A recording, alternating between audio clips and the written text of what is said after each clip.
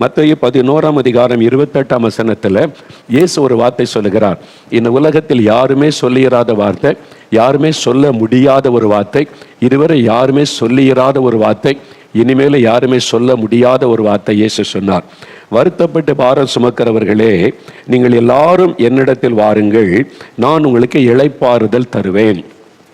நான் உங்களுக்கு இளைப்பாறுதல் தருவேன். இயேசு மக்களை பார்த்து ஒரு அழைப்பு கொடுக்கிறார். மக்களை பார்க்கிறார், வருத்தத்தில் இருக்கிறாங்க. பாவத்தினாலே வருத்தம், வியாதினாலே வருத்தம், பிசாசினாலே வருத்தம், நிம்மதியிட்ட சூழ்நிலை. அப்படி இந்த மக்களை பார்த்த உடனே இயேசு சொல்கிறார், வருத்தப்பட்டு பாரம் சுமக்கிறவர்களே, நீங்கள் யாராக இருந்தாலும் என்னிடத்தில் வாருங்கள், நான் உங்களுக்கு இளைப்பாறுதல் தருவேன் என்று இயேசு சொன்னார். இப்படி வேற யாராவது சொல்லி கேள்விப்பட்டிருக்கீங்களா? மனிதெல்லாம் சொல்லி மனிதனுடைய வார்த்தையினால நீங்க பாரெல்லாம் நீங்க விடுதலை பெற முடியாது. நம்மை உண்டாக்கின கடவுள் தான் இந்த வார்த்தை சொல்ல முடியும். இயேசு நம்மை சிருஷ்டித்த தேவனாய் இருக்கிறபடியால் இந்த வார்த்தை சொல்லுகிறார். இளைப்பாறுதல் தருகிற தேவன், நம்முடைய பாரத்தை மாற்றி இளைப்பாறுதல் தருகிற ஒரு ஆண்டவர் தான் இயேசு கிறிஸ்து. அதாவது வருத்தப்பட்டு பாரம் சுமக்கிறவர்களுக்கு இளைப்பாறுதல் தருவேன் என்று ஆண்டவர் சொல்லுகிறார். ஏதோ ஒரு வருத்தம் உடைய உள்ளத்தில் இருக்கிறது, உடைய உள்ளத்தை பாரப்படுத்துகிற ஒரு துக்கம், அது வியாதியினால் உண்டானதாக இருக்கலாம், குடும்ப பிரச்சனையினால் உண்டானதாக இருக்கலாம், குழந்தை இல்லையே என்கிற குறைவினால் உண்டானதாக இருக்கலாம், கடன் பிரச்சனையினால் உண்டானதாக இருக்கலாம். ஏதோ ஒரு பாரமான காரியம் உடைய உள்ளத்தை அழுத்துகிறது. அந்த வருத்தம் என்பது பாரம். அப்படியே ஒரு தலையில ஒரு பாரம் வச்சா, தாங்க முடியாத பெரிய பாரத்தை வச்சா எப்படி இருக்கும்? கழுத்து வலிக்கும், உடம்பெல்லாம் வலிக்கும்ல. அதே மாதிரி மனதுக்குள்ளே உண்டாகிற ஒரு பாரம், அது மனதை பாதிக்கிற ஒரு பாரமான ஒரு காரியம், அது மனதை பாதித்து துக்கப்படுத்துகிற ஒரு காரியம். அதனால இளைப்பாறுதலே இல்லை. அதுக்கு என்ன அர்த்தம்? நிம்மதி எனக்கு இல்லை, ஒரு நிம்மதியா சாப்பிட முடியல, நிம்மதியா தூங்க முடியல, நிம்மதியா வீட்டுக்குள்ள இருக்க முடியல, ஒரு நிம்மதி இல்லாத ஒரு வாழ்க்கை.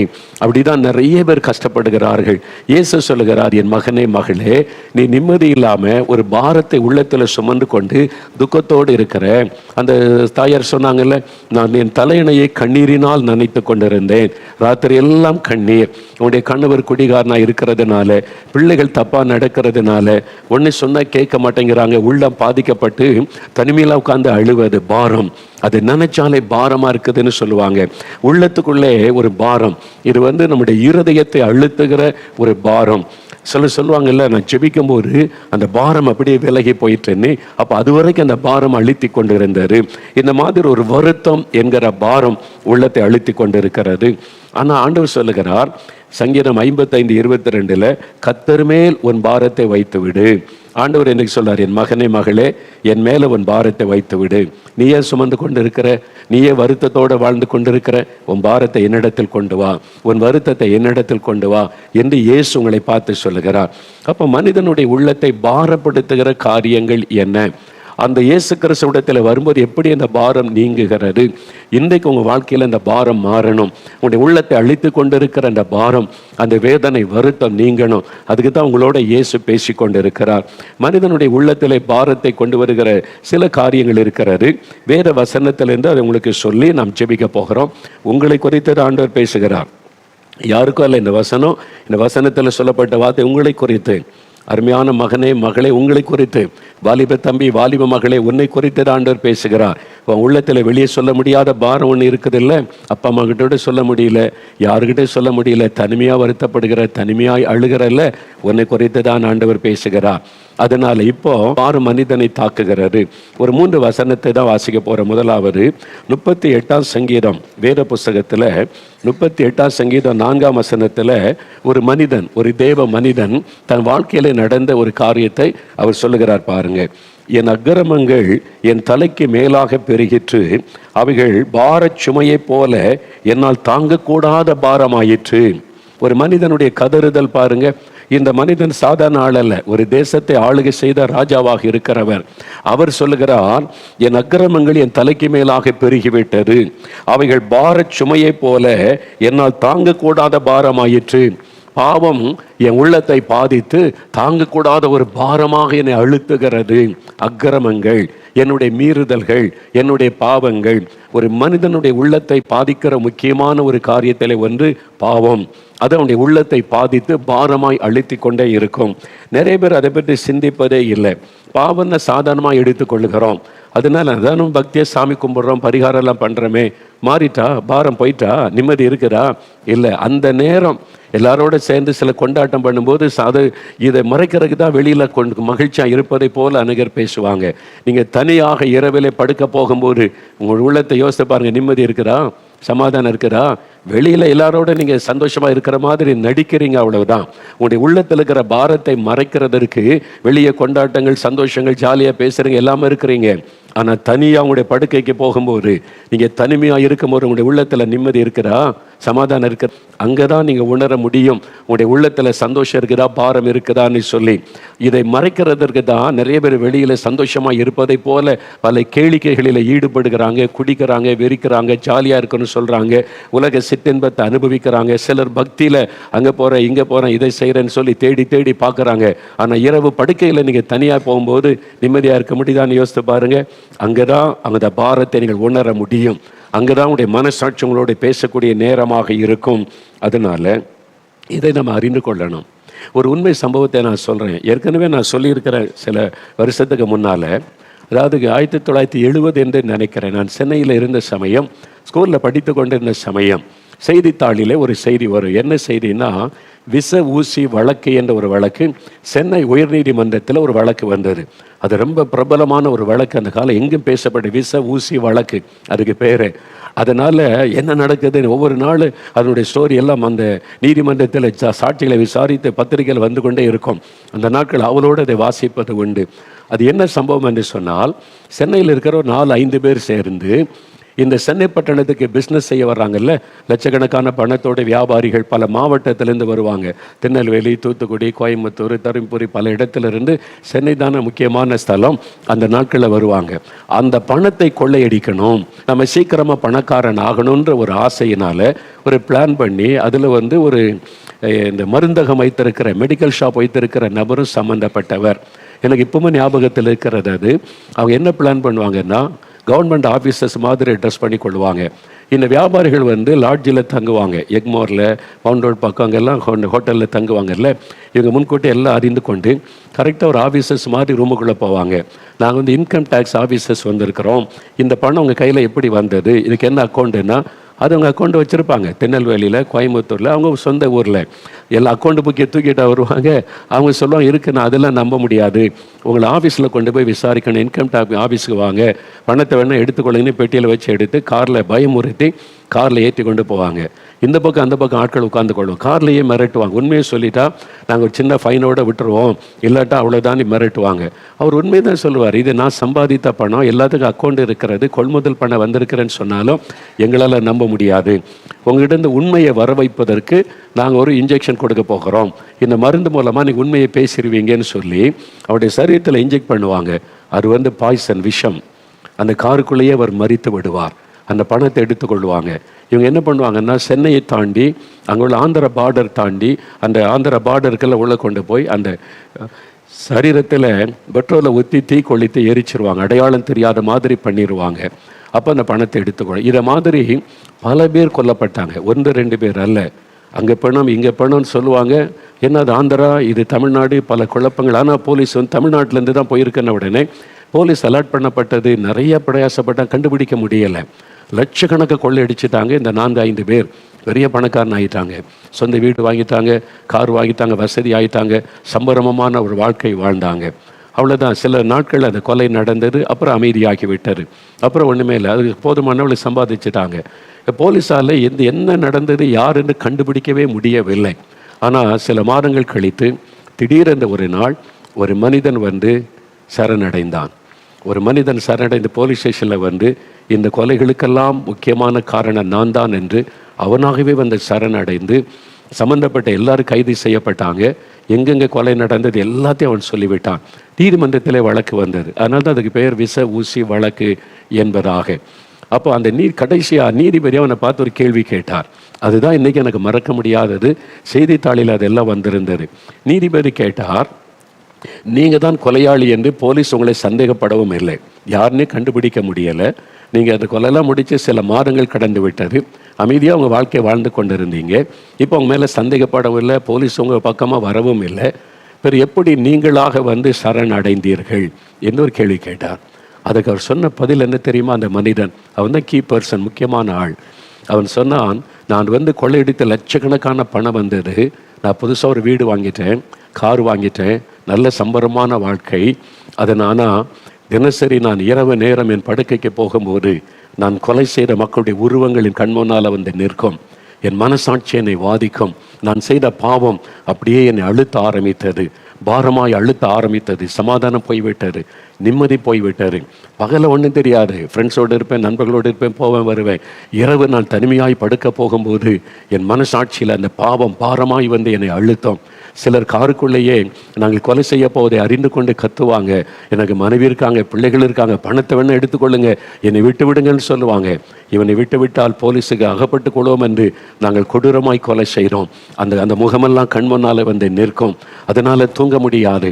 நான் என்ன இந்த பாவத்துக்கு ஒரு பரிகாரம் செய்யணும்னு சொல்லி அதற்கான ஆட்களை எல்லாம் பார்த்து பேசின போது பாவத்துக்கு பரிகாரம் என்னென்ன செய்யணும்னு சொன்னாங்க.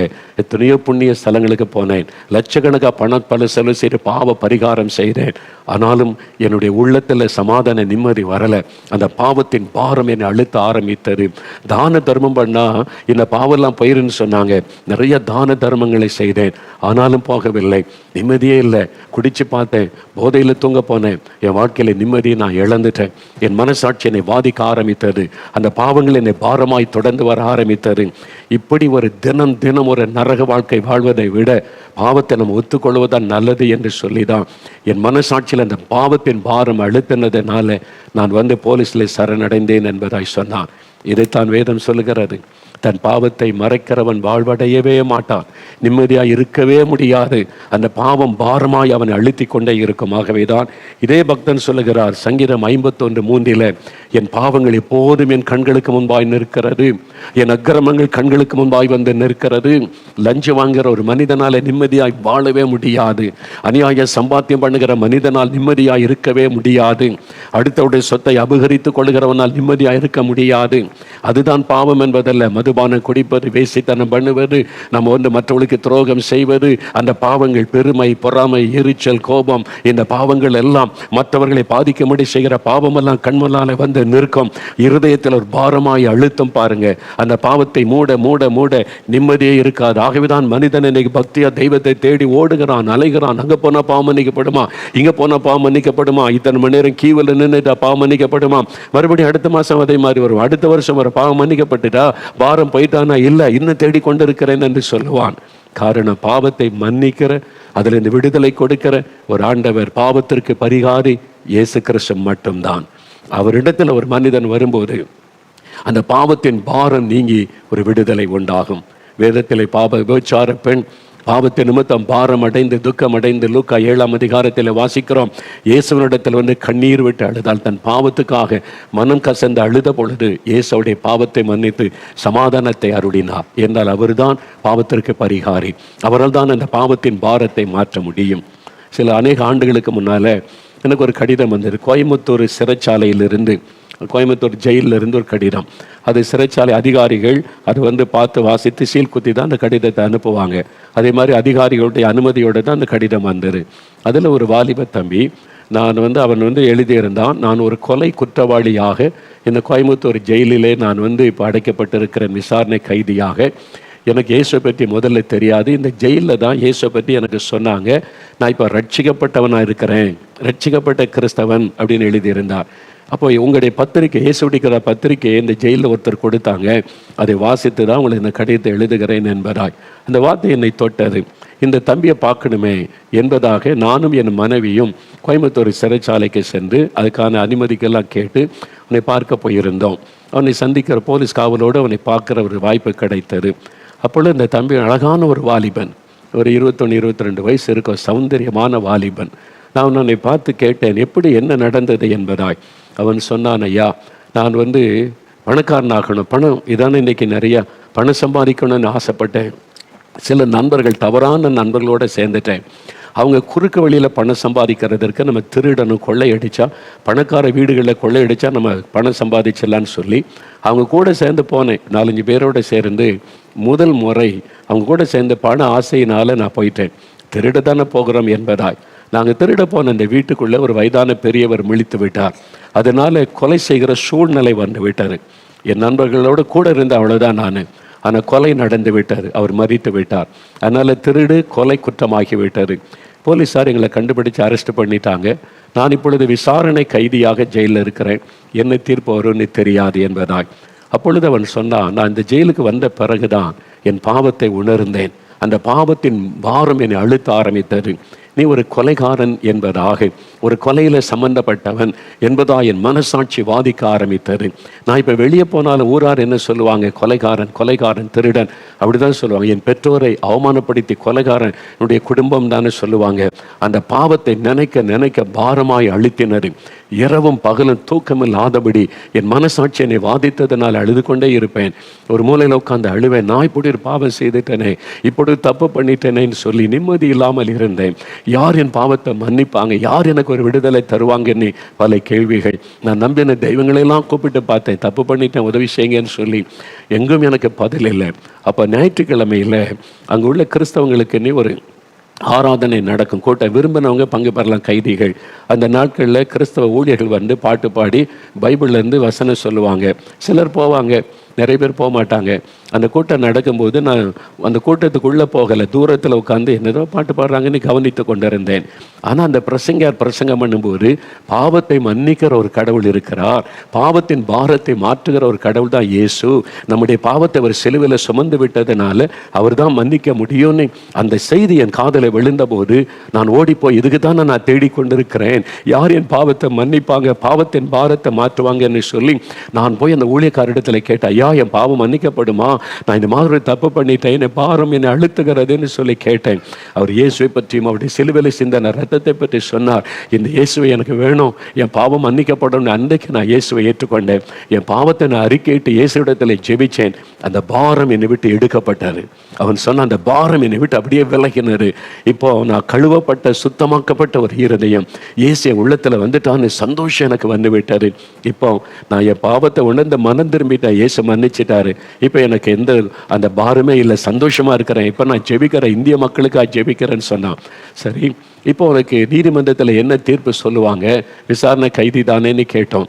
அவன் சொன்னான், இப்போ என்ன தீர்ப்பு சொன்னாலும் எனக்கு பயம் இல்லை ஐயா, என் பாவத்தை இயேசு மன்னிச்சிட்டார், நான் பாவம் செய்தது உண்மை, அந்த பாரத்தை மாற்றிட்டார். இப்போ எனக்கு தூக்கு தண்டனை கொடுத்தா கூட நான் ஏற்றுக்கொள்ள சந்தோஷமா இருக்கிறேன். ஏன்னா நான் மரிச்சா பரலோகத்தில் இயேசோடு இருக்கின்ற நிச்சயம் எனக்கு இருக்குது. மலர்ந்த முகத்தோடு சந்தோஷமாய் சொன்னான், இதுதான் இயேசு கிறிஸ்து கொடுக்கிற பாவ மன்னிப்பின் சந்தோஷம், இதுதான் பாவத்தின் பாரத்தில் என்று விடுதலை பெற்று மகிழுகிற ஒரு அனுபவம். உங்களுக்கு இருக்குதா இந்த அனுபவம்? நான் ஒன்றும் கொலைகாரம் இல்லைன்னு நினைக்கலாம். மனுஷன், அதாவது நீங்கள் சகோதரனை மூடனே நீ திட்டினாலும் கூட கொலை பாதகம் தான் பைபிளில் சொல்லப்பட்டு இருக்கிறது. நீங்கள் அடுத்தவங்களை காயப்படுத்துவது கூட கொலைக்கு சமம் என்பதாகத்தான் பார்க்கிறோம். ஒரு பெண்ணை இச்சோடு பார்த்தாலே விபச்சாரக்காரன் என்று வேதம் சொல்லுகிறது. அப்போ இதெல்லாம் பாவம் தானே? அந்த பாவத்தை விட்டு மதுபானத்தை விட்டு போதை வஸ்துகளை விட்டு மனம் திரும்பி என்னை மன்னிச்சிருங்க, விடுதலை கொடுங்க இயேசுவேன்னு கேட்டால் அவர் ஒருவர் தான் மனிதனுடைய பாவத்தை மன்னிக்க வல்லமை உள்ளவர். நீங்கள் நம்புகிற தெய்வம் உங்களுடைய பாவ மன்னிப்புக்காக என்ன செய்ததுன்னு ஒரு கேள்வி கேட்டு பாருங்க. எப்படி மன்னிக்க முடியும்? பாவத்துக்கு என்ன பரிகாரம் செய்யப்பட்டு இருக்கிறது? மனிதர்கள் நிறைய காரியம், மனிதனுக்கு பாவ மன்னிப்பு வேண்டும்னு விரும்புகிறதுனால பாவத்துக்கு பரிகாரம் பல காரியத்தை சொல்லி சொல்லி சொல்லி மக்கள் அப்படியே தப்பா நடத்துறாங்களே தவிர உண்மையான பாவ மன்னிப்பை பெற்றுக்கொள்வது என்பது இயேசு கிறிஸ்துவிடத்தில் வரும்போது உண்டாகிற சந்தோஷம். இயேசு சொல்லுகிறார், என்னிடத்திலே வா, பாரம் சுமந்து இழைத்து போனாயா என்று ஆண்டவர் அழைக்கிறார். பாவி என்று யாரை அவர் புறம்பே தள்ள மாட்டார். நீ வரும் பாவம் மன்னிக்கப்படுவது மாத்திரமல்ல, வாழ்க்கை மாறிவிடும். அதன் பிறகு பாவம் செய்யாதபடி உங்களை பாதுகாத்து நடத்த அவர் வல்லமை உள்ள தேவன். இரண்டாவது, மனுஷனுடைய உள்ளத்தை பாதிக்கிற இன்னொரு பாரம் பாருங்க. வேத புஸ்தகத்தில் யோபு என்ற ஒரு பக்தன் அவர் தன்னுடைய அனுபவத்தை சொல்லுகிறார். யோபு 6ஆம் அதிகாரம் 2-3 வசனத்தை நான் வாசிக்கிறேன். இந்த வசனத்தை கவனிங்க. என் சஞ்சலம் நிறுக்கப்பட்டு என் நிர்பந்தம் எல்லாம் தராசிலே வைக்கப்பட்டால் நலமாயிருக்கும், அப்பொழுது அது கடற்கரை மணலை பார்க்கிலும் பாரமாயிருக்கும், ஆகையால் என் துக்கம் சொல்லி முடியாதது. ஒரு பக்தன் சொல்லுகிறார், என்னுடைய சஞ்சலம், என் உள்ளத்தில் உண்டாகிற சஞ்சலம் இருக்குதே, அதை தராசில் வைத்து நிறுத்த பார்த்தா கடற்கரை மணலை விட பாரமானது. என் உள்ளத்தில் ஒரு பாரம் அழுத்தி கொண்டே இருக்கிறது. அது சஞ்சலம். சஞ்சலம். அது இருதயம் காயப்பட்டு இருக்கிறது. இருதயம் காயப்பட்டு உள்ளத்துக்குள்ள ஒரு சஞ்சலம் இருக்கு பாருங்க, வெளியில சொல்ல முடியாது. அந்த மாதிரி இருதயத்தில் உண்டான ஒரு பாதிப்பு. இந்த யோபு என்ற மனுஷனுடைய வாழ்க்கையில என்ன அப்படி பாதிப்பு, சஞ்சலம்னா, நல்லா வாழ்ந்திருந்தார், செல்வந்தனாக, பக்தி உள்ளவராக. திடீரென்று ஒரு பெரிய பாதிப்பு வந்தது. அவருடைய 10 பிள்ளைகள் ஒரே நாளில் மரிச்சிட்டாங்க, இழந்துட்டார். சொத்துக்களை எல்லாம் இழந்துட்டார், எல்லாம் கொள்ளையடிக்கப்பட்டது, கொண்டு போயிட்டாங்க. எல்லாத்தையும் இழந்து பெரிய செல்வந்தனாய் இருந்தவர் ஒரு சாதாரண ஏழையாய் ஒன்றுக்கு வழியில்லாத தரித்திரத்திலே வந்து விட்டார். இழப்பு. பிள்ளைகளை இழந்து விட்டார், சொத்துக்களை இழந்து விட்டார், சரீரத்தில் வியாதி, சரீர சுகத்தை இழந்து விட்டார். அதனால அவருடைய மதிப்பு மரியாதை இழந்துட்டார். பரிகாசம் பண்றாங்க, இவனை பெரிய பரிசுத்தவான்னு நினைச்சோம், ஒரு பாவிக்கு கூட இப்படி நடக்குமா, இவன் ஏதோ பாவம் செய்திருக்கிறான், அதான் 10 பிள்ளைகள் செத்து போச்சு. பரிகாசம் பண்றாங்க சுற்றி இருக்கிறவங்க. கொடூரமான வார்த்தைகள். நீங்க பாதிக்கப்பட்டிருக்கிறீங்களா? மனுஷனுடைய வார்த்தைகளினால பாதிக்கப்பட்டு இழந்து போனதுனால, சொத்துக்களை இழந்து, சுகத்தை இழந்து, வியாதி நிமித்தமாய் வேதனைப்பட்டு, அதனால உள்ள காயப்பட்டு சஞ்சலத்தில் இருக்கிறீங்களா? அது பாரமாய் உங்களை அழுத்துகிறது. சஞ்சலம் கடற்கரை மணலை காட்டில பாரமாய் என்னை அழுத்துகிறது. ஆண்டவர் சொல்கிறார், வருத்தப்பட்டு பாரம் சுமக்கிறவர்களே, சஞ்சலத்தை சுமந்து சுமந்து கண்ணீரில் வாழ்கிறவர்களே, என்னிடத்தில் வாருங்கள், நான் இளைப்பாறுதல் தருவேன் என்று இயேசு உங்களுக்கு தான் சொல்லுகிறார். அவர் சொல்லுகிறார், யோபு 7ஆம் அதிகாரம் 20ஆம் வசனத்தை வாசிக்கும் பொழுது, எனக்கே நான் பாரமாயிருக்கிறேன், எனக்கே பாரமாயிருக்கிறேன், நான் யாருக்கும் பிரயோஜனம் இல்லாதவன் ஆகிவிட்டேன். நீங்க நினைக்கலாம், எனக்கே நான் பாரமா இருக்கிறேன், எனக்கு வேலை இல்லை, வருமானம் இல்லை, வியாதி, வேதனை, எனக்கு இந்த பாவத்தினால இவ்வளவு பாதிப்பு, எனக்கே நான் பாரமாயிருக்கிறேன், யாருக்கும் பிரயோஜனம் இல்லை. இந்த பக்தன் வேதனைப்படுகிறான். அப்படிப்பட்ட ஒரு பாரம் உள்ளத்தை அழுத்தி கொண்டிருக்கிறதா? இயேசு உங்களை பார்த்து சொல்லுகிறார், என்னிடத்தில் வா மகனே, என்னிடத்தில் வா மகளே, உனக்கு இளைப்பாறுதல் தருவேன். ஒரு நடந்த சம்பவத்தை அவங்க புஸ்தகத்தில் எழுதியிருந்ததை வாசித்தேன். பாகிஸ்தான் தேசத்தில் முக்கியமான ஒரு பெரிய பிரபலமான பணக்கார குடும்பத்தை சார்ந்த, அவங்க இஸ்லாமிய குடும்பத்தை சார்ந்தவங்க, ரொம்ப பக்தி உள்ளவர்கள். பெரிய பணக்கார குடும்பத்தில் ஒரு குழந்தை, பெண் குழந்தை பிறந்தது. அந்த குழந்தை பிறந்தவுடனே தாய் மரித்து விட்டார்கள். தாயினுடைய மரணம், அந்த குழந்தைக்கு தாய் தெரியாது. பெரிய வீடு, பெரிய பணக்காரர், நிறைய வேலைக்காரங்க, வேலைக்காரியெல்லாம் இருப்பாங்க, கவனித்து கொள்ளுவாங்க. ஒரு கொடிய வியாதி, காய்ச்சல் தாக்கினதுனால கால்கள் செயலந்து போனது. 2 கால்களும் முடமாக்கி விட்டது, நடக்க முடியாமல் முடமாக்கி விட்டாரு. அந்த தகப்பனார் பாருங்க, இந்த குழந்தை முடமானதுனால, குழந்தை மேலே வைத்த அன்புனால வேற திருமணமே செய்து கொள்ளலை. இந்த குழந்தைக்கு நான் தானே தாயும் தகப்பனுமா இருக்கணும்னு அன்பாய் கவனித்து கொண்டார். ஆளுக்களை, வேலையாட்களை வைத்து. ரூமுக்குள்ளே தான் இருக்கணும். அந்த குழந்தையால் நடக்க முடியாது. டாக்டர்லாம் கொண்டு போனாங்க, பெரிய பணக்காரங்க, வசதி. டாக்டர் சொன்னாங்க, இப்போ ஒன்றும் செய்ய முடியாது, ஒரு குறிப்பிட்ட வயசு வரட்டும், அப்போ நம்ம இந்த குழந்தைக்கு ஏதாவது அறுவை சிகிச்சை செய்து நடக்க வைக்கலாமான்னு பார்க்கலான்னு சொல்லி. அந்த குழந்தை டீனேஜ் பருவம் வந்தார். டாக்டர் சொன்னாங்க, லண்டனில் பிரபலமான ஒரு டாக்டர் இருக்கிறாங்க, அந்த டாக்டர்கிட்ட கொண்டு போனால் அவர் தான் அதில் பிரபலமானவர், குழந்தையை நடக்க வைக்கிறதற்கு ஆப்ரேஷன் அது மூலமாக ஏதாவது செய்ய முடியும் என்று. உடனே அவர் தன் குழந்தையை அழைத்து கொண்டு, அவங்க வீல் சேரில் வச்சு தான் கொண்டு போகணும், அவர் லண்டனுக்கு தன் குழந்தையை கொண்டு போனார். அந்த டாக்டர் தங்க வச்சு பரிசோதனை பண்ணி எல்லாம் பார்த்துட்டு சொன்னாங்க, இது மருத்துவத்தால் குணமாக்க முடியாத அளவிற்கான பாதிப்பு, அதனால என்ன ஆப்ரேஷன் பண்ணாலும் குழந்தையை நடக்க வைக்க முடியாது அப்படின்னு சொல்லிட்டாங்க. ஒரே ஒரு வழி இருக்கிறது, இயேசு கிறிஸ்து அந்த வார்த்தை சொல்லி இருக்கிறார், அவ்வளோதான்.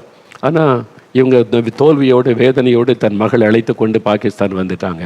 இவருக்கு இப்போ இனி குழந்தையை நடக்க வைக்க முடியாது அப்படின்ன உடனே தகப்பனார் ரொம்ப காயப்பட்டு விட்டார். என் பிள்ளை நீ நடக்கவே செய்யாத, இவ்வளோ பணம் இருக்கிற, வசதி இருக்கிறது, என்ன பிரயோஜனம்னு சொல்லி அந்த வருத்தத்திலே தகப்பனாரும் மறித்து விட்டார். இப்போ அந்த வாலிப பெண் அனாதையாக்கப்பட்டு விட்டாள். சொந்தக்காரங்க தான் கவனிப்பாங்க. அவளுக்குன்னு ஒரு அறை, அந்த அறைக்குள்ளே தான் அவருடைய வாழ்க்கை. வெளியே போகணும்னா யாராவது உதவி செய்யணும், யாராவது கூப்பிட்டாதான் உதவி செய்தாதான் அந்த தனி அறைக்குள்ளே அவருடைய வாழ்க்கை. அதை நினச்சி நினச்சி நினச்சி அம்மாவையும் இழந்துட்டேன், அப்பாவையும் இழந்துட்டேன், சரீர சுகத்தையும் இழந்துட்டேன், இவ்வளோ பணம் இருந்து என்ன பிரயோஜனம், எதுக்கு வாழணும், நான் செத்து போனால் நல்லதுன்னு தற்கொலை பண்ணுவதற்கான முயற்சிகளை செய்ய ஆரம்பித்தாள். அப்படி தற்கொலை பண்ணி செத்துடலான்னு நினைக்கும் போது ஒரு நாள் அவருடைய அறைக்குள்ள பிரகாசமான ஒரு வெளிச்சம், அந்த வெளிச்சத்துக்கு நடுவில் ஒரு வலுவர் நிற்கிறதை பார்த்தா இவள் பயந்து நடுங்கி, யாருது அப்படின்னு கேட்டபோது அவர் பேச ஆரம்பித்தார். மகளே, நீ ஏன் சாகணும், நான் உன்னை வாழ வைப்பேன் அப்படின்னு அவர் பேசினார். ஒரு தகப்பனை போல அன்பாய் கனிவாய் பேசினார். நீ ஏன் சாகணும், நான் உன்னை வாழ வைப்பேன் என்பதாய். எனக்கு தாய் இல்லை, தகப்பன் இல்லை, நடக்கவும் முடியல, நான் ஏன் வாழணும்? இல்லை, நான் உன்னை வாழ வைப்பேன், உன்னை நடக்க வைப்பேன் என்பதான வார்த்தை பேசின உடனே, யார் நீங்க அப்படி கேட்ட உடனே, நான் தான் இயேசு. என்னை குறித்து சூரா மிரியாம் என்கிற ஒரு பகுதி குரான்ல இருக்குது, சூரா மிரியாம்னு சொல்லி. அந்த பகுதியில் என்னை குறித்து எழுதப்பட்டிருக்கிறது, நீ வாசித்து அறிந்து கொள் அப்படின்னு சொல்லி மறைஞ்சிட்டார். இந்த மகள் உடனே குரான் எடுத்து பார்த்தா இயேசுடைய பிறப்பு, இயேசு செய்த அற்புதங்கள் எல்லாம் அதில் எழுதப்பட்டிருக்கிறது. அது வாசித்து ஆச்சரியம், இப்படி இயேசு செய்த அற்புதம் குரான் எழுதப்பட்டிருக்குது. சப்பானியை நடக்க வச்சிருக்கிறாரு, குருடருக்கு பார்வை கொடுத்திருக்கிறார், மரித்தோரை எழுப்பியிருக்காரு. அப்போ இயேசு எனக்கும் அற்புதம் செய்வாருன்னு இயேசுவின் மேல ஒரு விசுவாசம் வந்தது. அந்த அறைக்குள்ளேயே ஜெபிக்க ஆரம்பித்தாள். சில வருடங்கள் கழிந்தது. ஒரு நாள் ரொம்ப சோர்ந்துட்டா. என்ன சுகமாக்குவேன்னு சொன்னீங்க, நீங்க என்ன சுகமாக்கலேன்னு சொன்ன போது ஒரு நாள் இயேசு அந்த அறைக்குள்ளே பிரத்யட்சமாய் வந்து நின்றார்.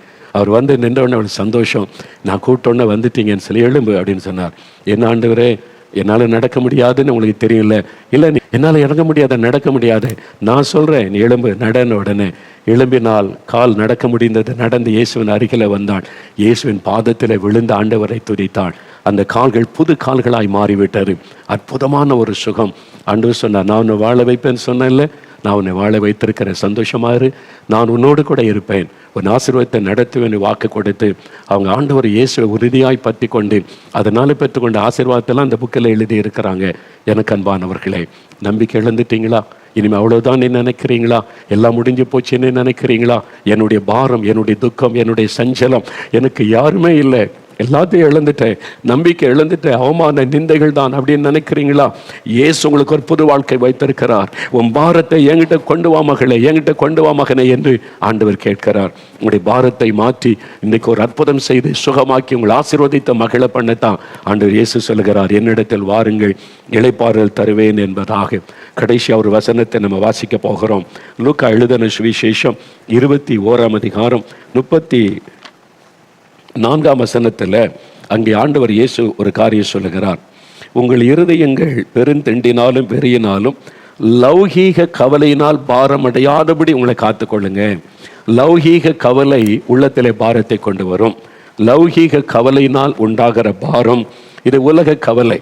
தேவைக்கு என்ன பண்ணுறது, நாளைக்கு என்ன பண்ணுறது, சாப்பாட்டுக்கு என்ன பண்ணுறது, ட்ரெஸ்ஸுக்கு என்ன பண்ணுறது, வருமானம் இல்லையே என்ன பண்ணுறது, கடன் பிரச்சனை இருக்குது என்ன பண்ணுறது, இது மாதிரி நிற்க தேவைகளை குறித்த ஒரு கவலை, உலக கவலை, அது பாரமாய் உள்ளத்தை அழுத்துகிறது நிறைய பேருக்கு. இப்பவே பாரம். பிள்ளைகள் படிச்சு முடிச்சு +2 முடிச்சுட்டா எந்த காலேஜில் சேர்க்கறது, எந்த யூனிவர்சிட்டி சேர்க்கறது, எவ்வளோ பணம் கேட்பாங்களோ, பிள்ளைகளை ஸ்கூலில் சேர்க்கறதுக்கு எவ்வளோ பணம் கேட்பாங்களோ என்று இதெல்லாம் தேவைகளை குறித்த பாரம், கவலை அழுத்துகிறது. எண்ணத்தை உண்போம், எண்ணத்தை குடிப்போம் என்கிற பாரம் பாருங்க. அதனால தான் மத்திய 6ஆம் அதிகாரத்தில் இயேசு சொல்லுகிறார், நாளைக்காக கவலைப்படாதுங்க என் பிள்ளைகளே, உணவுக்காக கவலைப்படாதுங்க, உடைக்காக கவலைப்படாதுங்க, நாளை தினத்துக்காக கவலைப்படாதுங்கன்னு சொல்ற. ஒன்றை குறித்து கவலைப்படாதுங்க. ஏன்னா இந்த கவலை பாரமாய் நம்ம அழுத்தம். இந்த கவலை தேவைகளை குறித்த கவலை. என்ன செய்யறது, இப்படி என்ன செய்யறது, வட்டிக்கு எல்லாம் பணம் போகுது, கடன் பிரச்சனை, இந்த பாரத்தை நினைச்சு அது பாரமாய் உங்களை அழுத்தி சாப்பிட மனமில்லை, தூங்க முடியல, நிம்மதியா இருக்க முடியல, எப்போ கண்ணீராய் வருகிறது. ஆண்டவர் சொல்லுகிறார், லௌகீக கவலை, உங்களுடைய தேவைகளை குறித்த கவலை பாரமாய் அழுத்துகிறது.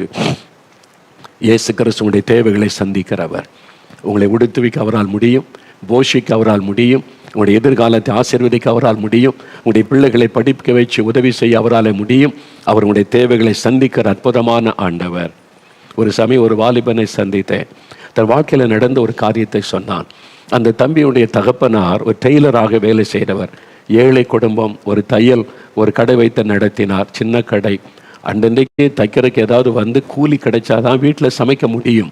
அவன் சொன்னான், நான் ஸ்கூலுக்கு போகும்போது சாப்பிட ஒன்றுமே இருக்காது, தண்ணி குடிச்சிட்டு பசியோடு போவேன். சாயங்காலம் வரும்போது என்னுடைய தகப்பனார் அன்றைக்கு ஏதாவது தையல் வந்து அதில் கூலி கிடைச்சி அரிசி வாங்கிட்டு வருவாங்க. ராத்திரியில் ஒரு கஞ்சி கிடைக்கும். அப்படிப்பட்ட ஒரு ஏழை குடும்பம். அந்த தம்பி நினைத்தான, சாப்பாட்டுக்கே வழி இல்லாமல் கஷ்டப்படுகிறோம், எங்கள் அப்பா ஏழை, ஒரு தைக்கிற ஒரு தொழிலாளி, அந்த வருமானம் அதிகம் இல்லை, சாப்பாட்டுக்கே கஷ்டப்படுறேன், எப்படி என்னை படிக்க வைப்பாங்க, என் எதிர்காலம் எப்படி இருக்கும், ஒரு பெரிய கவலை அவனை அழுத்தினர். எப்படி நான் படிக்க போகிறேன், எப்படி என் வாழ்க்கையை இதே மாதிரி நான் பிச்சைக்காரத்தனமாக இருக்குமா, ஏழ்மையாக இருக்குமானே கலக்கம். அவன் ஸ்கூலில் இயேசுவை பற்றி யாரோ சொல்லி கொடுத்தாங்க. இயேசுன்னு ஒரு ஆண்டவர் இருக்கிறாரு, நமக்கு தாயை போல தகப்பனை போல நேசிப்பார், நமக்காக எல்லாத்தையும் அவர் செஞ்சு தருவார், அவர்கிட்ட என்ன கேட்டாலும் தருவார் சொன்ன உடனே அவனுக்குள்ள இயேசுவின் மேலே ஒரு அன்பு விசுவாசம் வந்தார். இயேசுவே என்னை படிக்க வைப்பீங்களா? நான் படிக்கணும், நான் எங்கள் அப்பா கஷ்டப்படுறாங்க, குடும்பமே தரித்திரத்தில் இருக்குது, எனக்கு ஒரு படித்து வேலை கிடைச்சி என் குடும்பத்தை நான் காப்பாற்றணும், அதுக்கு எனக்கு படிக்க வைப்பீங்களான்னு ஜெபம் பண்ணினான். இயேசு அவனுக்கு அற்புதம் செய்தார், மனுஷ தயவை உண்டாக்கி கொடுத்தார், அவனை படிப்பிலே உயர்த்தி ஆசீர்வதித்து அவன் படித்து முடிக்க உதவி செய்தார். அந்த வாலிபன் சொன்னான், ஐயா இப்போ நான் ஏர்போர்ட்டில் அது ஏர் டிராஃபிக் விமானம் ஏறும்ல, அதை சிக்னல் கொடுக்குற அந்த டவரில் ஒரு ஆஃபீஸராக வேலை செய்கிறேன். உயர்ந்த இடத்துல இயேசுனை வச்சிருக்கிறார். நான் இப்போமா அந்த இடத்துல போய் உட்காருவேன்.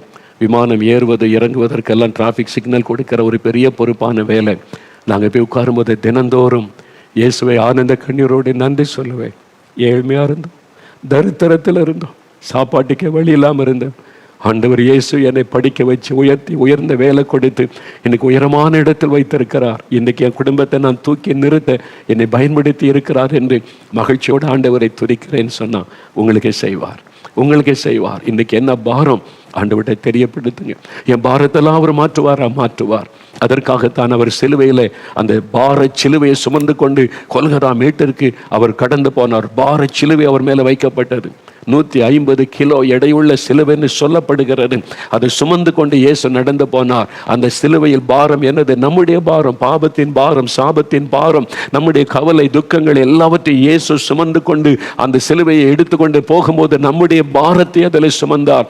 சிலுவையில் அறையப்பட்ட ரத்தம் சிந்தின போது நமக்காக ரத்தம் சிந்தி மரித்தார். உயிரோடு கூட எழுந்த உயிரோடு இருக்கிறார். அவர் தான் சொல்லுகிறார், என் மகனே மகளே, வருத்தப்பட்டு பாரம் சுமக்கிறவர்களே என்னிடத்தில் வாருங்கள், நான் இளைப்பாறுதல் தருவேன், பாரத்தை மாற்றுவேன், உங்களுடைய பாரம் நீங்க அற்புதம் செய்வேன் என்று வாக்கு கொடுக்கிறான். அந்த இயேசுவை நோக்கி இப்ப நம்ம ஜெபிக்க போகிறோம்.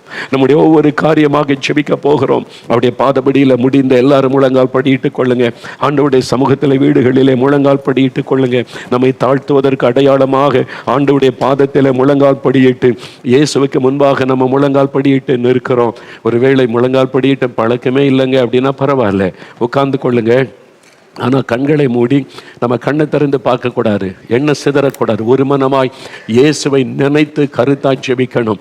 அதனால தான் கண்களை மூடி இயேசுவை நம்ம நினைத்து ஜெபிக்கணும். அவர் தான் சொல்லுகிறார், என் மகனே மகளே, வருத்தப்பட்டு பாரம் சுமந்து சுமந்து நீ வேதனையில் கண்ணீரில் துக்கத்தோடு வாழ்ந்து கொண்டிருக்கிறல்ல, நீ என்னிடத்தில் வா, இன்றைக்கு என்னிடத்தில் வா, உன் பாரத்தை கொண்டு வா, நான் அதை ஏற்றுக்கொள்ளுகிறேன். பாவத்தின் பாரத்தை மாற்றி சமாதானம் தருவேன், வியாதியின் வேதனைகளை நீக்கி சுகம் தருவேன், கவலை கண்ணீரை மாற்ற உனக்கு அற்புதம் செய்வேன், உன் நிந்தை நெருக்கங்கள் மாற உனக்கு ஒரு விடுதலை தருவேன், நீ என்னிடத்தில் வா என்று அழைக்கிறார். அதனால இருக்கிற இடத்திலேயே உங்களுடைய இருதயத்தில் இயேசுவண்டை வர வேண்டும்.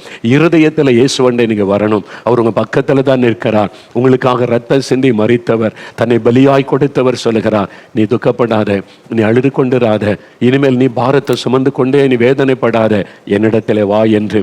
முதலாவது பாவத்தின் பாரம் நீங்கணும். அதுதான் மிகப்பெரிய பாரம். ஏதோ ஒரு பாவம் உங்களுடைய மனசாட்சியை வாதிக்கிறது, குற்றப்படுத்துகிறது, பாரமாய் அழுத்துகிறது. அது உங்களுடைய கண்களின் இச்சை, மாமிசத்தை நிச்சை, மதுபான பழக்கம், போதை வஸ்துகள், அல்லது உங்களுடைய உள்ளத்திலே காணப்படுகிற ஏதோ ஒரு பாவ காரியம், வெளியே சொல்ல முடியாத காரியம், நிம்மதியே இல்லை, சமாதானமே இல்லை. நான் செய்த பாவம் என்னை தொடர்ந்து வருது. நான் மற்றவர்களுக்கு விரோதமாய் செய்த பாவம், அநியாயம், அக்கிரமம், லஞ்சம், ஊழல், ஏமாற்றினது எல்லாம் என்ன பாரமாய் தொடர்ந்து வருது. இயேசுவே மன்னியும். தன் பாவத்தை மறைக்கிறவன் வாழ்வடைய மாட்டான், அறிக்கை செய்து விட்டு விடுகிறவன் இரக்கம் பெறுவான். சொல்லுங்க, இயேசுவே மன்னியும், இயேசுவே எனக்கு இறங்கும், இந்த பாவத்தை மன்னித்து எனக்கு விடுதலை தாரும், இந்த பாவத்தின் பாரத்தை மாற்றும், எனக்கு சமாதானம் தாரும். இயேசுவே நான் விசுவாசிக்கிறேன், என் பாவத்தை சிலுவையில் சுமந்தீரே, எனக்காக ரத்தம் சிந்தினீரே, இயேசு கிறிஸ்துவின் ரத்தம் சகல பாவங்களை நீக்கி சுத்திகரிக்க சொல்றாங்களே, அந்த ரத்தம் என்னை கழுவட்டும், என்னை சுத்திகரிக்கட்டும், என் பாவத்தை மன்னிச்சிருங்க, பாவத்திலிருந்து விடுதலை கொடுங்க. இனி இந்த மதுபானம் எனக்கு வேண்டாம், போதை வஸ்துகள் எனக்கு வேண்டாம், இன்னை லஞ்சம் வேண்டாம், ஊழல் வேண்டாம், தவறான சம்பாத்தியம் வேண்டாம், இனி ஏமாத்தி சம்பாதிக்கிற அந்த பணம் வேண்டாம், என்னை மன்னிச்சிருங்க, எனக்கு விடுதலை கொடுங்க. இயேசுவே சமாதானம் கொடுங்க, நிம்மதி கொடுங்க, என் பாரத்தை மாற்றுங்க. ஜெபிங்க ஜெபிங்க ஐயா, ஜெபம் பண்ணுங்க, அம்மா ஜெபம் பண்ணுங்க. ஆண்டவரிடத்தில் அறிக்கையிடுங்க. நீங்க சிறு வயதில் செய்த பாவம், வாலிப வயதில் செய்த பாவம் அதை தொடர்ந்து வருகிறது. அறிக்கையிடுங்க, அறிக்கையிடுங்க. இயேசுவே மன்னியும், இயேசுவே என்னை ரட்சியும், இயேசுவே உம்முடைய இரத்தத்தினால் என்னை கழுவும். ஒரு நிமிடம் ஜெபம் பண்ணுங்க, ஜெபம் பண்ணுங்க. இருதயத்தில் கை வைத்து ஜெபிங்க. இயேசுவே உங்க இரத்தத்தினால் என் இருதயத்தை கழுவுங்க, பாவமர என்னை கழுவி சுத்திகரிங்க. இயேசுவே என் இருதயத்தில் நிம்மதி வேணும், சமாதானம் வேணும். இருதயத்தில் இருக்கிற பாவத்தின் பாரம் என்னை விட்டு விலகணும். இந்த பாரத்தை எடுத்து போடுங்க, குற்ற மனசாட்சியை எடுத்து போடுங்க. உங்க ரத்தத்தினால என்னை கழுவுங்க. ஜெபிங்க, ஜெபிங்க. மகனை ஜெபம் பண்ணு, மகளே ஜெபம் பண்ணு. வாலிப தம்பி, வாலிப மகளே ஜெபம் பண்ணு. இனி எவ்வளவு நாள் பாவத்தை மறைச்சு மறைச்சு நிம்மதி இல்லாம வாழ போகிறாய்? தனிமையிலே ரூமில் அழுகிறாய், கலங்குகிறாய். வாழ்வதை விட மறித்து விட்டால் நல்லது என்று எண்ணுகிறாய். பாவத்தை விட முடியல. இயேசு உனக்கு விடுதலை கொடுக்க வந்திருக்கிறார். ஒப்புக்கொடு, ஒப்புக்கொடு. மகளை ஒப்புக்கொடு, மகனை ஒப்புக்கொடு. இயேசுவே, இயேசுவே உம்முடைய இரத்தத்தினால் என்னை கழுவும். ஜெபம் பண்ணு, ஜெபம் பண்ணு தம்பி, மகளே ஜெபம் பண்ணு. ஐயா ஜெபம் பண்ணுங்க ஐயா. குடி பழக்கத்தில் இந்த விடுதலை வேணும்னு கேளுங்க. இந்த போதை வஸ்துல இந்த இயேசுவே விடுதலை வேணும், எனக்கு சமாதானம் வேணும்னு கேளுங்க, நிம்மதி வேணும்னு கேளுங்க. ஆண்டவர் இயேசு கிறிஸ்துவின் இரத்தம் இப்பொழுது உங்களுடைய இருதயத்தை கழுவி சுத்திகரிக்கிறது. பாவத்தின் பாரம் விலகுகிறது, விடுதலை உண்டாகிறது. இயேசுவே, இயேசுவேன்னு சொல்லுங்க. இயேசுவே, இயேசுவே உங்க இரத்தத்தினால என்னை கழுவுங்க, எனக்கு விடுதலை தாங்க. இயேசுவின் பெயரை சொல்லி கூப்பிடுகிற ஒவ்வொருவருக்கு ரட்சிப்பு, விடுதலை உண்டாகிறது, விடுதலை உண்டாகிறது. இப்ப விடுதலை உண்டாகிறது. விடுதலை, சாபத்திலிருந்து விடுதலை, பயத்திலிருந்து விடுதலை உண்டாகட்டும். இயேசுவின் நாமத்தில், இயேசுவின் நாமத்தில் இப்பொழுதே அவளை தொடணும். இப்பொழுதே அற்புதம் நடக்கணும். தொடுங்க ஆண்டவரே. கடன் பிரச்சனையை மாற்றுங்க ஆண்டவரே. பண பிரச்சனையை மாற்றுங்க. வேலைக்கு வழி தரன்னு கொடுங்க. வியாபாரத்தை ஆசீர்வதிங்க ஆண்டவரே. இழந்து போனதை திரும்ப கொடுத்து ஆசீர்வதிங்க. ஆவிக்குரிய வாழ்க்கையில் ஆசீர்வதிங்க, பலப்படுத்துங்க. சோர்வுகளை மாற்றுங்க. ஜெப ஆவியை கொடுங்க. எல்லா தடைகளும் இன்றைக்கோடு விலகட்டும் இயேசுவின் நாமத்தினாலே. குடும்பங்கள் ஆசீர்வதிக்கப்படட்டும். குடும்பத்துக்குள்ளே காணப்படுகிற சமாதான குறைவுகள் மாறட்டும். சமாதானத்தை கெடுக்கிற ஆவியின் கிரியைகள் அழிக்கப்படட்டும். ஒரு மாற்றம், ஒரு விடுதலை, ஆசீர்வாதம், சமாதானம் உண்டாகட்டும். கற்பத்தின் ஆசீர்வாதம் உண்டாகட்டும். குழந்தை செல்வத்தை அருளி செய்த ஆசீர்வதியும். ஆண்டவரே, பிள்ளைகளுடைய படிப்பில் வெற்றிகளை கொடுத்து ஆசீர்வதியும். மேல் படிப்பிற்கு வழிகளை திறந்து பிள்ளைகளுக்கு உதவி செய்யும். பண தேவைகளை சந்தியும் இயேசுவின் நாமத்தில். ஆசீர்வாதம். டிப்ரெஷன் எல்லாம் மறையட்டும் இயேசுவின் நாமத்தில். மன அழுத்தங்கள் எல்லாம் மாறட்டும். ஒவ்வொருவருக்கும் அற்புதம் நடப்பதாக. நாங்கள் இத்தனை லட்சம் பேர் இணைந்து இந்த பிள்ளைகளுடைய ஆசீர்வாதத்திற்காக, அற்புதங்களுக்காக ஜெபிக்கிறோம். இயேசு கிறிஸ்துவின் நாமத்தில் அற்புதம் நடக்கட்டும். நீர் செய்து விட்டதற்காய் ஸ்தோத்திரம். உமக்கு ஸ்தோத்திரம், உமக்கு நன்றி. நாங்கள் விசுவாசிக்கிறோம். எல்லா வலதுகரம் உயர்த்தி ஒரு நிமிடம் அப்படியே துடிங்க. இயேசுவே ஸ்தோத்திரம் சொல்லுங்க. எங்களுடைய பாரத்தை மாத்திட்டீங்க, விடுதலை தந்துட்டீங்க. இயேசுவே ஸ்தோத்திரம், இயேசுவே ஸ்தோத்திரம். சொல்றீங்களா, சொல்றீங்களா? இயேசுவே உமக்கு ஸ்தோத்திரம், இயேசுவே உமக்கு நன்றி, இயேசுவே நாங்கள் உம்மை துதிக்கிறோம், இயேசுவே உமக்கு நன்றி சொல்லுகிறோம். நீங்கள் ஜெபத்தை கேட்டீங்க, சுகம் கொடுத்துட்டீங்க, விடுதலை கொடுத்துட்டீங்க. நன்றி. மனதார நாங்கள் உம்மை துதிக்கிறோம், துதிக்கிறோம், துதிக்கிறோம். பெற்றுக்கொண்டோம் என்று விசுவாசிக்கிறோம். இயேசு கிறிஸ்துவின் நாமத்தில் ஜெபிக்கிறோம் பிதாவே. ஆமேன், ஆமேன்.